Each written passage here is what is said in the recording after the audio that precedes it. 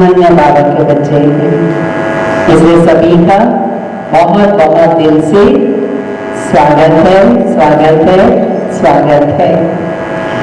बाबा के right hand है सभी। कोई भी कार्य बाबा के बिना नहीं हो सकता, साधनों के बिना नहीं हो सकता, धन के बिना नहीं हो सकता, योग बल के बिना नहीं हो सकता, लेकिन सेवाधारी अगर नहीं आए तो नहीं हो सकता है। मधुबन में भी किसी को लेके जाओ तो सबसे पहले वहां शर्त है आजकल कि भाई पहले सेवाधारी का लिस्ट दीजिए, उसके बाद ही आप लोग गेस्ट को लेकर के आएंगे। तो बाबा ने कितनी अनोखी, भाई आप लोग आगे की लाइन खाली पड़ी है, अशोक भाई आगे की कुर्सियां खाली पड़ी है, अच्छा ठीक है। तो कितनी बड़ी बाबा ने वंडरफुल ये बात हम सभी के सामने रखी है कि बना रहे हैं हम सभी नई सती हुई दुनिया की राजधानी, लेकिन उसके हम सभी एक तरफ कारीगर हैं, लेकिन दूसरी तरफ हम क्या है, सेवाधारी हैं। कितना अच्छा बाबा ने एग्जाम्पल दिया है अपना कि जैसे शिव बाबा मंदिर में देखेंगे देवी देवताएं, बहुत ऊंचाई पर उनकी मूर्तियां होती है देवी देवताओं की, लेकिन शिव बाबा की मूर्ति कहाँ होती है, जमीन पर होती है। यानी जितना सबसे ऊंच उतना ही सबसे साधारण और उतना ही निर्माणचित होकर के आपने जब अपने को सेवाधारी के रूप में बाबा के बच्चे के रूप में पेश किया है, सेवाधारी की लिस्ट में आपका नाम है, तो आप क्या समझते हैं, क्यों सेवा के लिए समय निकालते हैं, क्यों अपने तन मन धन सेवा में खर्च करते हैं, जबकि कईयों को तो कहलाने के लिए बाबा के बच्चे, लेकिन मुरली सुनने की फुर्सत नहीं है। सोचिए आपने क्यों महत्व दिया सेवा को, बोलिए आप में से कोई भी, जल्दी फीलिंग अच्छा आता है। हाँ, फीलिंग अच्छा आता है, फीलिंग अच्छी आती है सेवा से। क्या फीलिंग आती है, खुशी मिलती है, ठीक है, हाँ, संतुष्टि मिलती है, ठीक है, और हाँ, सेवा देख के हाँ, आनंद मिलता है, आनंद मिलता है, ठीक है, ठीक है, और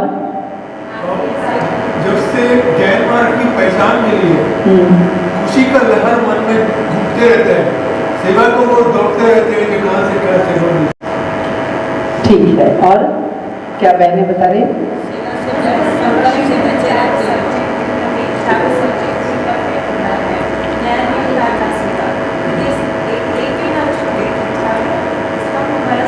चलिए चारों सब्जेक्ट में बैलेंस जरूरी है, स्थिति अगर अच्छी बनानी है तो चारों सब्जेक्ट में बैलेंस जरूरी है। और जैसे चार पाई का एग्जाम्पल देते, एक पाया अगर छोटा होगा तो टेबल भी ठीक से नहीं होगी, तो हमारा ध्यान भी चारों विषय पर हो। और बैलेंस का मतलब बाबा की ब्लेसिंग लेनी है तो भी क्या करना है, लौकिक और अलौकिक दोनों का बैलेंस रखना जरूरी है, याद और सेवा का बैलेंस रखना जरूरी है, निर्माणता और सम्मान का बैलेंस रखना जरूरी है, ठीक है। और बोलिए, सेवाधारी अर्थात क्या, सेवाधारी अर्थात क्या, बाबा का राइट है, ठीक है, हाँ, जो आगे हो करके, और कुर्सी लेके बैठो, आगे हो करके खुद तत्पर हो हर कार्य करने के लिए, यहाँ कुर्सी लेके बैठो, वो दूसरे को नहीं देखेगा, खुद आगे होकर करेगा माना श्रीमत अनुसार ही करेगा, लेकिन करेगा।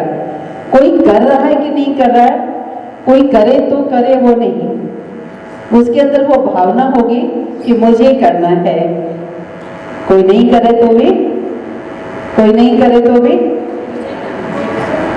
क्या सोचकर? कोई नहीं करे तो भी अच्छा है कि आज मेरा भाग्य ज्यादा बनाने का मुझे अवसर मिला है। याद रखना है, कोई नहीं करे तो भी मेरा भाग्य ज्यादा बनाने का बाबा ने अवसर दिया है, इसलिए बाबा की मेरे ऊपर नजर है। ठीक है, और बताइए क्या सोच के आप सेवा करते हैं?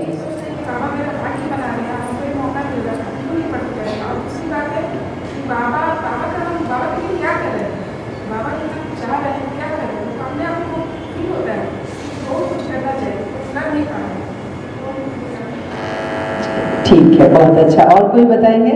वंदनाबेन? जितना हमने बाबा की सेवा की हमने खाया उसका दुगना जमा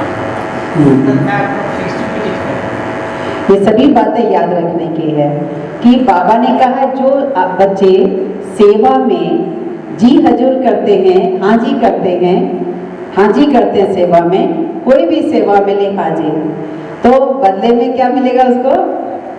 बाबा भी उसको हर तरह की, जब भी बाबा की जरूरत हो उस बच्चे को हाँ जी हजूर करेगा, बाबा भी जी हजूर करेगा।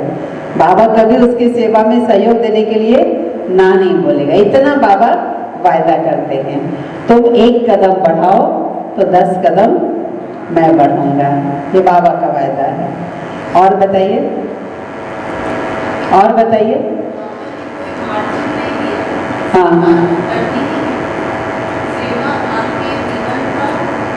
अंग है। हाँ, सेवा आपके जीवन का अंग है। आत्मा का शरीर से अलग नहीं हो सकती इस कर्म क्षेत्र पर, वैसे ही हम ब्राह्मण कभी सेवा से अपने को अलग नहीं कर सकते। और जिस समय सेवा से अलग किया माना उस समय हम ब्राह्मण नहीं हुए, क्या हुए?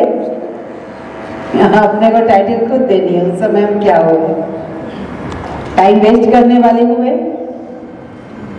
सब तरह से टाइम वेस्ट कर रहे हैं, टाइम भी वेस्ट कर रहे हैं, श्वास वेस्ट कर रहे हैं, शरीर की शक्ति वेस्ट कर रहे हैं। क्योंकि बाबा ने 2 ही कैटेगरी रखी है, या तो बेस्ट या वेस्ट। या तो हम सफल कर रहे हैं या व्यर्थ गंवा रहे हैं। इसलिए कभी भी सेवा के लिए ना नहीं कहना है। और बताइए, और बताइए। सेवाधारी मतलब सत्ताधारी। अच्छा, सेवाधारी अर्थात सत्ताधारी। अभी सेवा करेंगे तो उतनी ज्यादा जिन्हों की सेवा करेंगे वो भविष्य में प्रजा बनेगी, प्रजा बनेगी जिन्हों की सेवा करेंगे। हम दूसरे के लिए कर ही नहीं रहे, जो कर रहे हैं अपना भाग्य बना रहे हैं। तो रोज चेक करना है कि मैंने अपना भाग्य कितना बनाया है। धन से सेवा की तो भी, तन से सेवा की तो भी, और मन से सेवा की तो भी। मन से सेवा की तो मन स्ट्रांग बनेगा, और धन से सेवा की तो धन कई गुना बढ़ेगा, बरकत होगी। और तन से सेवा की तो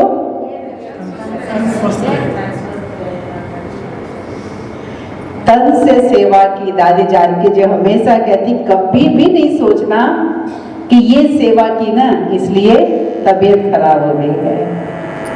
कभी भी ये भगवान का यज्ञ है, यज्ञ है। किसी व्यक्ति या किसी भाई या बहन के बोलने से हम नहीं कर रहे हैं। हम क्या समझ के कर रहे हैं कि उस आत्मा के द्वारा बाबा ने कहा है, इस भावना से हम वो कार्य कर रहे हैं। तो उस कार्य को करने से इस तन को क्या वरदान मिलता है? तन को निरोगी होने का वरदान मिलता है। सेवा समझकर जब हम करते हैं तो कोई भी कार्य छोटा बड़ा नहीं है, सब बड़े हैं। और इसलिए इतनी ऊंची भावना से जब हम वो कार्य करते हैं कि कोई भी सेवा छोटी नहीं है, कोई भी सेवा छोटी नहीं है। कितनी अच्छी तरह से निर्मल शांता दादी को बाबा ने कितना प्यार से ललकारा कि भाई बाबा चप्पल टूट गई है। बाबा ने क्या बोला? बाबा ने क्या बोला? तुमको मोची जितनी भी अकल नहीं है तो विश्व की महारानी कैसे बनोगे? तो जो सेवा दुनिया में हम अज्ञानतावश उस कार्य को साधारण समझते थे, अभी उसको सेवा समझते हैं। झूठी प्लेट भी उठानी पड़े तो किसी व्यक्ति की झूठी प्लेट थोड़ी उठाई है, हम किसी की चाकरी थोड़ी कर रहे हैं। हम क्या कर रहे हैं? बाबा का बच्चा है, बाबा का भोग उसने खाया है, हम बाबा के घर की सेवा कर रहे हैं। इससे क्या फायदा होगा? इससे क्या फायदा होगा?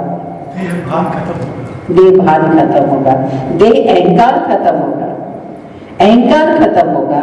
और इसी असुर को मारने के लिए तो पांडवों ने इतनी लंबी यात्रा की थी, जो कहते हिमालय पर्वत पर जाकर वो गल गए थे। इसी अहंकार को मारने के लिए, क्योंकि इसी अहंकार ने ही बहुत सारे विकर्म कराए हम सभी से, द्वापर से। इसी अहंकार ने हमको भगवान से बहुत दूर कर दिया। इसी अहंकार ने हमें एक दूसरे से बहुत दूर कर दिया। इसी अहंकार ने मुझे अपना भाग्य बनाने से वंचित किया। इसलिए सेवाधारी बनना ये बहुत बड़े भाग्य की बात है, बहुत बड़े भाग्य की बात है। जब हम लोग नए नए आए थे, नए नए बाबा के बने, तो अब एक बाप दादा की मुरली की ये पॉइंट चली थी कि अखंड सेवाधारी भव। अखंड सेवाधारी माना तन से सेवा की भी एक लिमिट है। हालांकि बाबा कहते तन से भी इतनी सेवा करो, इतनी सेवा करो कि हड्डी हड्डी भी दर्द हो, इतनी सेवा करो। अभी तो पसीना नहीं आता, उसके पहले सोच के बैठ जाते हैं कि हो गया ना इतना घंटा, पसीना ही नहीं आता तो भी, लेकिन हड्डी हड्डी भी सेवा करो, गला एकदम थक जाए ऐसी वाचा सेवा करो। और तन से फिर भी एक लिमिट है और टाइम भी लिमिट होगा, रात दिन 24 घंटा तो नहीं कर सकते, तो क्या करो? मनसा सेवा करो। और जब सोते हो तो स्वप्न में भी सेवा करो, अन्य आत्माओं को शुभकामना दे करके करो। घर में हो, बाहर हो, जहां भी हो, जिन आत्माओं के बीच हो, कभी भी एक सेकंड भी उनके मनसा सेवा के बिना नहीं रह जाए। हर एक आत्मा सेवाधारी बनना साधारण बात नहीं है। हर एक आत्मा बाबा का बच्चा अपने घर में, भले परिवार का परिवार ज्ञान में होंगे, लेकिन सभी सेवा का पार्ट नहीं बजाते होंगे। जैसे देखते कोई युगल सहित भी है तो कभी बहन पार्ट बजा रही है, कभी भाई पार्ट बजा रहे, दोनों एक साथ, कभी कोई होते हैं जो बजाते हैं। लेकिन जो भी हो, परंतु अपने को, जो सेवाधारी है, वो अपने को सारे दिन भर में कुछ मिनट जरूर इष्ट देव इष्ट देवी समझकर सारे परिवार को भी क्या करें? शगास दे, सारे परिवार को। भैया आपको ही बाबा ने क्यों चुना? दूसरे कोई ज्ञान में नहीं भी चलना चाहते हैं या उनका पार्ट नहीं है, आगे चलेंगे, लेकिन आपको ही क्यों मौका दिया? क्योंकि आपसे ही बाबा को इतना प्यार है, आपसे ही बाबा को इतनी उम्मीदें हैं कि आप सभी का भाग्य बनाने वाले हैं। आपके पास बाबा ने चाबी दी है सभी का भाग्य बनाने की।